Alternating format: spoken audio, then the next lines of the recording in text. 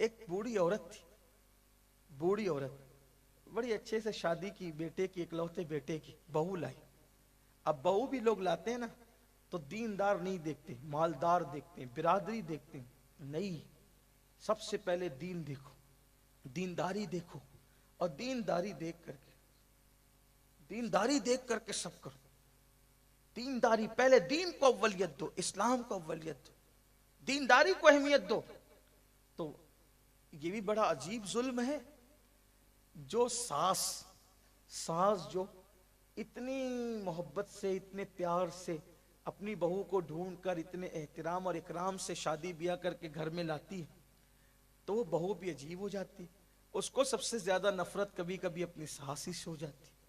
حالانکہ ساس اپنی بہو کو جو دیتی ہے اس سے بڑی نعمت کوئی نہیں دے سکتا آپ کو۔ ساس نے کیا دیا آپ کو؟ اپنا بیٹا جوان کر کے آپ کے حوالے کر دیا، اور پھر اس سے دشمنی، اس سے لڑائی، اس سے جھگڑا۔ اسلام یہ بات نہیں کرتا۔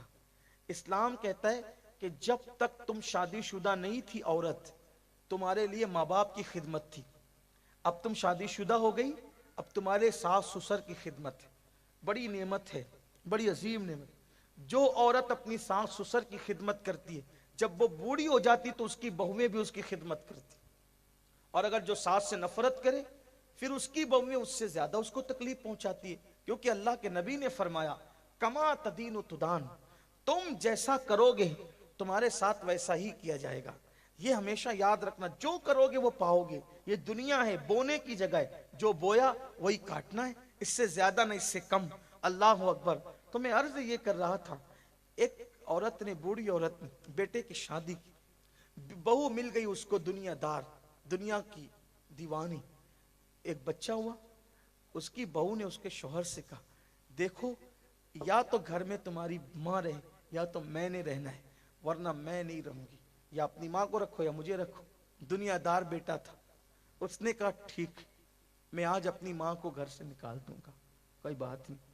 ماں نے بیٹے نے ماں سے کہا امی چلو، آج میں تمہیں کہیں لے چلتا ہوں گھمانے کے لیے۔ ماں کا پورا وجود کانپ رہا تھا بڑھاپے کی وجہ سے، لیکن بڑی خوش تھی، آج کیسا سورج نکلا کہ میرا بیٹا مجھے آج گھمانے لے جا رہا ہے۔ کار میں بٹھایا، کار میں بٹھا کر جہاں پر اولڈ ہاؤس تھا، بڈھا گھر، اولڈ ہاؤس، وہاں پر اتارا اور کہا ماں مجھے معاف کرنا، میری بیوی کہتی ہے یا تم رہو گی یا وہ رہے گی، تو میں تمہارے لیے اپنا گھر برباد نہیں کر سکتا، اس لیے اب تم اس بڈھے گھر میں رہو، یہ اولڈ ہاؤس ہے یہیں رہو، اب میں چلتا ہوں۔ وہاں بٹھا کر بھاگ گیا، کار لے کر بھاگ گیا۔ بڑا عزت دار تھا وہ، نام نہاد عزت دار۔ اس کی ماں بوڑھی روتی روتی بیٹھی رہی کہ وہ بوڑھی عورت اولڈ ہاؤس کے پاس بیٹھی ہوئی رو رہی تھی۔ اولڈ ہاؤس کا مینیجر آیا، اس نے دیکھا تو کہا مائی کیوں رو رہی ہے؟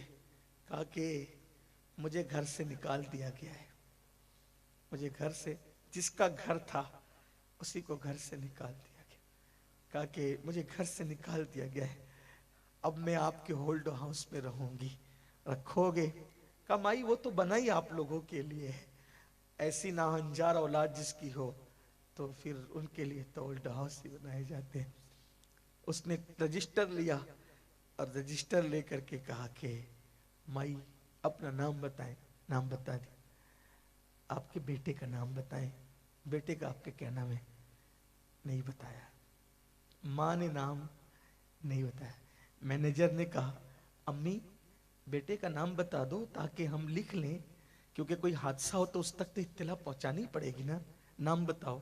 نہیں بتایا، روتی رہتی تھی، دوپٹے سے آنسو پوچھتی رہتی تھی۔ کہا مائی اپنے بیٹے کا نام بتاؤ۔ دوسرا مینیجر آ کے کہتا ہے چھوڑ دو یار، آج اپنے بیٹے سے بہت ناراض ہے، اس لیے اس کا نام لینا نہیں چاہتی، مجبور مت کرو، پھر کبھی نام لکھ لیں گے جب غصہ ٹھنڈا ہو جائے گا۔ بڑی بھی بیٹھی تھی، غصے میں اٹھ کے کھڑی ہو گئی، خبردار، میں اپنے بیٹے سے ناراض نہیں ہوں، اور ناراضگی کی وجہ سے اس کا نام نہیں لیتی، ایسا قطعا نہیں ہے۔ اللہ میرے لال کو سلامت رکھے، ہائے ہائے، اللہ میرے لال کو سلامت رکھے۔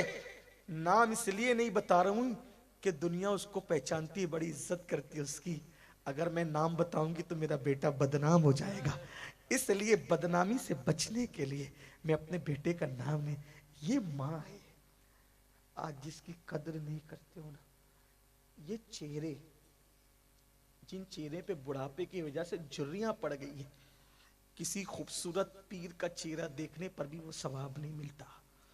ہاں، سنیوں کا مجمع ہے، برا لگے تو مجھے معاف کرنا، شاید میں ایسی جذباتی باتوں کا عادی ہو گیا ہوں کیونکہ اب مجھ سے دیکھا نہیں جاتا. ہاں، پیروں کے ہاتھ چومنے کے لیے تو ہزاروں کا مجمع آتا ہے اور ایک کے اوپر ایک گرتے ہیں پیروں کا ہاتھ چومنے کے لیے. مجھے کوئی اعتراض نہیں، چومو جتنا چاہو، پیر کو چوم لو، لیکن پیر کو چومنا اس وقت تک کام نہیں آئے گا جب تک تم اپنے ماں باپ کے ہاتھ نہیں چومتے. اگر ماں باپ کو تڑپا کے ترسا کے پیروں کے ہاتھ چومتے ہو تو شاید پیر کا ہاتھ چومنا تمہیں کوئی فائدہ نہیں ہو جائے گا. پیر کا ہاتھ چومنے کے لیے تو ہزاروں مرید ہیں نا، ہزاروں ماں کے لیے تو آپ ہی ہو.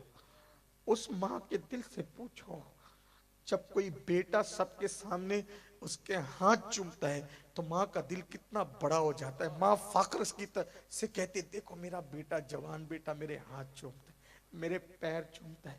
لیکن قدر نعمت بعد زوال، جب کوئی نعمت چلی جاتی ہے تب وہ نعمت یاد آتی ہے. آج جوانی کی موج اور مستی میں اپنے بوڑھے ماں باپ کی ناقدری کرنے والوں، ایک دن وہ ضرور آئے گا کہ ماں باپ ہمیں بہت یاد آئیں گے. لیکن کب؟ جب وہ قبر کی مٹی تلے چھپ چھپ کے ہوں گے. یہ چمکتے ہوئے چاند و سورج جس دن قبر کی مٹی میں دب جائیں گے اس دن تمہیں ماں باپ یاد آئیں گے، لیکن اس دن پچھتانے سے کام نہیں چلے گا. یاد رکھنا، یاد رکھنا، ماں باپ کے یہ جھری پڑے ہوئے بوڑھے بوڑھے چہرے کسی خوبصورت پیر کو دیکھ کر وہ ثواب نہیں ملتا جو ان جھری پڑے ہوئے چہرے کو پیار سے دیکھنے پہ ثواب ملتا ہے.